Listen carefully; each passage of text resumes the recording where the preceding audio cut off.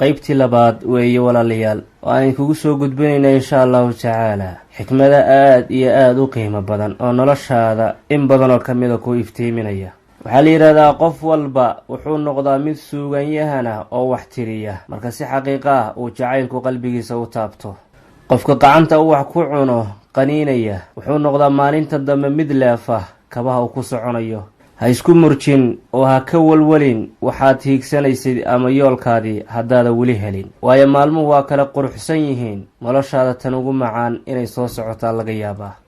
dhammaanteen markaynu hadlayno waxaynu u muuqannaa dad mabaadii u saaxiiba, laakiin markay xaqiiqada imaato shaqada la qabanayo nin walba maslaxadiisu ilaalsanaya. marka la hadlayo xafladaha la iskugu imaanaya ama meelaha kale, wadaniyiin dad wanaagsan ayaa loo muuqdaa, laakiin hoos markii loo sii daadego nin walba maslaxadiisa goonida ah ayuu harjadaya oo difaacanaya. waxaa la yidhahdaa murugada aamusan qalbigay baabi'isaa. qofka naftiisa ixtiraama wuxuu noqdaa qof dadka kale ammaan ka hela, waayo markaa wuxuu qofku qabaa shay ama maro uusan qofna awoodin inuu ka dilaaciyo. naftaada ixtiraam, qiimahay leedahayna si hoos ha isku dhigin. dadka waxaa laga yaabaa waxay kaa sheegayaan ama hadalkay kaa dhahayaan inaad hilmaantid, laakiin waxay ku dareensiiyeen ma hilmaamaysid. iskaga fogow dadka wax matarayaasha ee waxba aan qaban, waayo agtooda waxaa ahaaday inay xal kasta mushkiladeeyaan.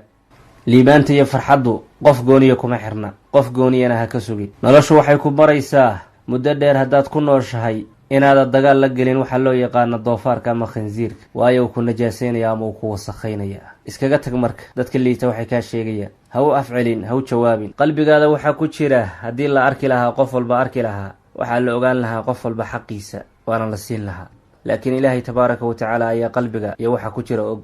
haddaad haysatid qof ku jecel waxaa tahay qof nasiib badan, laakiin jacaylka uu ku jecelyahay hadduu runka sheegayo dadka kan ugu sii nasiibka badan ayaa tahay. naftaada ha ku dhimin dhaqan iyo mala xun oo kaaga imaanaya dadka qaarkood, ama laga yaaba adiga laftarkaada inaad samaysid. qofka qosol kula wadaagay waa laga yaabaa inaad hilmaantid, laakiin ma hilmaamaysid qof kula wadaagay oohin. laba arrimood qofka waa dhibaan waana mashquuliyaan. qofku markuu ka fakero waxuu soo dhaafay oo ku mashquuliya naftiisa, ama dadka kale markuu ku mashquulo, labadaas shay dadka waa dhibaan. labadaas ha samayn.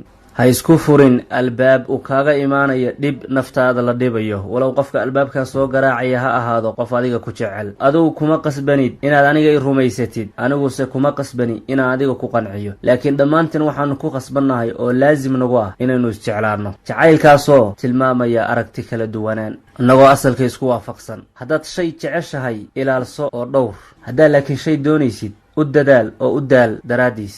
subaxdii markuu waaga kuu baryo shayga ugu horreeya aad samaynaysid ha ahaado inaad raadisid qof adiga kaa yeela inaad dholla caddaysid, waayo dholla caddaynta iyo farxaddu waxay ka dhigaysaa ee aad ku waabaysatay maalinta inta ku harsanna inay kuu noqoto maalin wanaagsan.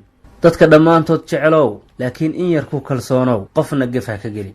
haddaad hadashid adoo caraysan waxaad noqonaysaa mid ka qoomameeya intaad caraysanayd hadalkaad dhahaysay. ceeb ma ahan inaad jeclaatid qof aan jacayl mudnayn, laakiin waxaad doqonnima inaad jacaylkiisa sii wadid. dadka wejigooda waa isbedelayaa maalin kasta, marka qiimahaada dadka wejigooda ha ka raadin. hanka aan leenahay iyo mustaqbalkaan hiigsanayno kama noqonayno waddada aynu u qaadayno. waddadaba ha ahata mid qodax miiran oo ha nala niyad jabiye. waxaynu ku noolnahay caalam ama adduun cajaa'ib iyo qaraa'ib badan oo lala yaabo. kuwii fuqaraada ahaa way soconayaan intaasoo kilomitir iyo mayl bay jarayaan si ay u helaan waxay cunaan. kuwii xoolaha haystay ee tanaadka ahana waa soconayaan ayaguna intoo kale si ay cuntada iyo dheragta iskaga yareeyaan. qof aad adugu wax ka dhigtay laakiin kugu jisaaray inaad ka aargoosatid muhiimkuuma ahan, laakiin siduu ahaan jiri ku celi oo keliya. dowrka uu qaadanaya saaxiibka wanaagsan waxa weeye inuu garabkaada istaago markaad khaldantid, waayo dadka dhammaan markaad saxan tahay way ku garab joogaan. dadka qaarkood waxay moodayaan inay rag yihiin inaysan dumar ahayn daraaddeed, inay sidaa raganimo ku helayaan ayay u qabaan. wakhtigaad waxbarashada ku jirtid xanuun way leedahay, xanuunkaasoo wakhti dheer aan qaadanayn, laakiin waxbarasho la-aantu waa xanuun kula socda ilaa iyo noloshaada. wakhtiga dhibaatadaad waxaad ogaanaysaa dadka sida dhabtaa kuu jecel iyo kuwa kale. markaad nolosha ku guulaysatid oo guul ka gaartid laba arrin baad u baahan tahay: inaada dhag jalaq u siin waxaa lagaa sheegayo, iyo inaad kalsooni muujisid. dadka inaad ixtiraamtid waa tarbiyad aad u wanaagsan ee tabardarro ma ahan. inaad cududaar muujisidna waa dabeecad wanaagsan ee ma ahan dulli. aad ayaad u mahadsantihiin walaalayaal dhegaysigiina wanaagsan iyo wakhtigaadna siiseen. baaraka allahu fiikum. ereyga keliya aad jeclaysateed aad ka heshay hoos noogu qor oo noo reeb commentiga. waxaad naga sugtaana waa xikmadaha kale oo kuwan kasii qiimo badan insha allahu tacaala qaybaha soo socda. baaraka allahu fiikum, wassalaamu calaykum waraxmatullaahi wabarakaatu.